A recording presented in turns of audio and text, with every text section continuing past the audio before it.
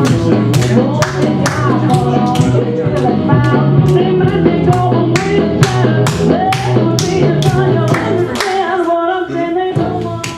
a dancer before this.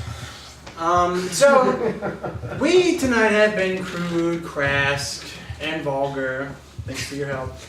But we're actually very intellectual people, and we're going to prove that to you with this next game. Can I get an intellectual topic? Like global warming. Physics. Wait, did we did physics last week. We did physics last week. Were you here last week? Sorry, what? Biomechanics. Biomechanics. Excellent. Too. Funny enough, we know the most about biomechanics. We're like Wikipedia without the fake stuff. So this next game, we're going to have somebody come up. They're going to talk about biomechanics. And if somebody in the back feels like they know more about the subject, or somebody on stage doesn't really, is talking out of their ass, someone in the back is going to say challenge. It is up to me as a dictator to see if their challenge is valid or not.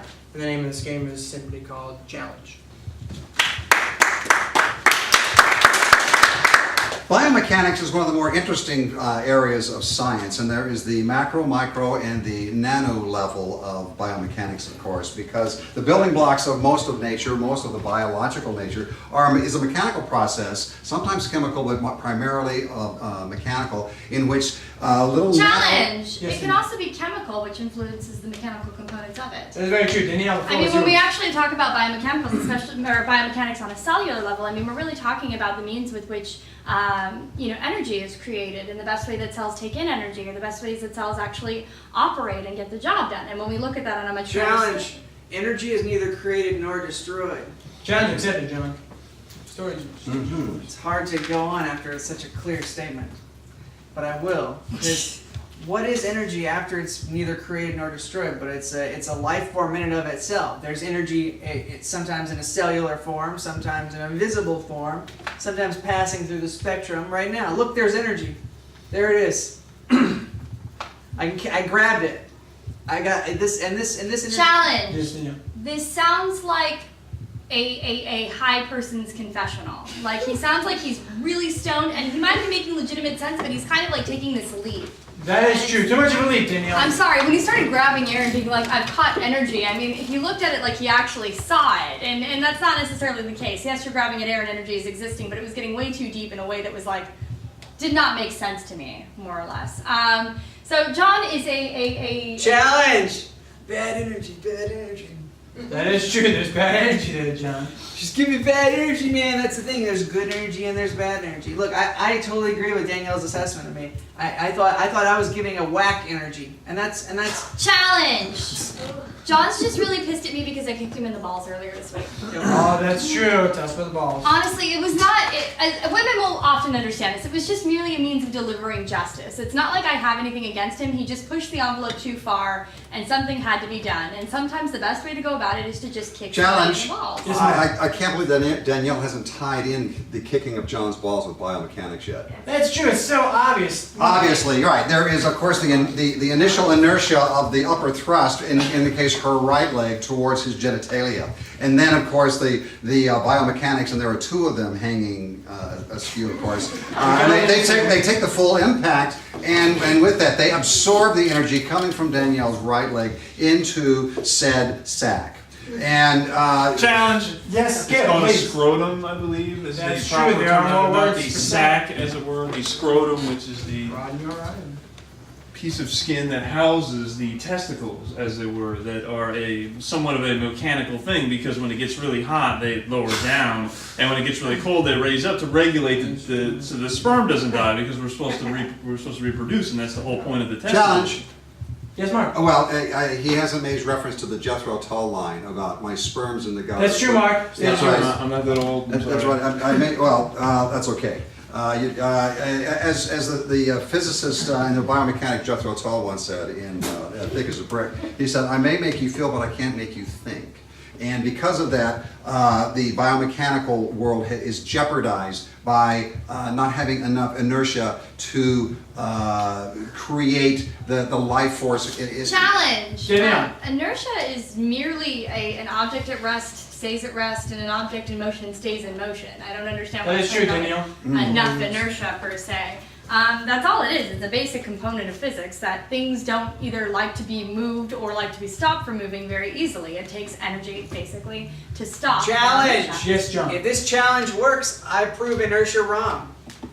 It works! I just broke your inertia!